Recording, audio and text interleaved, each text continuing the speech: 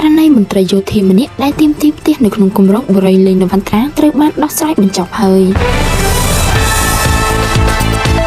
ចំនួនរបស់មន្ត្រីយោធាជាមួយនឹងគម្រោងបុរីរបស់អ្នកអុកញ៉ាលេងនវន្ត្រាដែលត្រូវបានប្រជាពលរដ្ឋចែកចាយពេញបណ្ដាញសង្គមនោះត្រូវបានដោះស្រាយបញ្ចប់ហើយនៅថ្ងៃទី14ខែមករាឆ្នាំ2026ក្រោមការសម្របសម្រួលរបស់ក្រសួងកាងារក្រសួងរៀបចំដែនដីនគររូបនីយកម្មនិងសំណង់តាមរយៈបណ្ដាញសង្គមរបស់អ្នកអុកញ៉ាលេងនវន្ត្រានៅល្ងាចថ្ងៃទី14ខែមករានេះបានសរសេរថាក្រោមការសម្របសម្រួលរបស់ក្រសួងរៀបចំដែនដីនគររូបនីយកម្មនិងសំណង់សូមគោរពអរគុណបងប្រុសដែលបានយោគយល់ព្រមទទួលការដោះស្រាយលើគោលការណ៍ដោះស្រាយបញ្ចប់បញ្ហាជារួមក្នុងកលៈទេសៈដ៏លំបាកនេះអ្នកអុកញ៉ាលេងនវន្ត្រាបានបន្តថាយោងលើកំណត់ហេតុប្រជុំចុះនៅថ្ងៃទី14ខែវិច្ឆិកាឆ្នាំ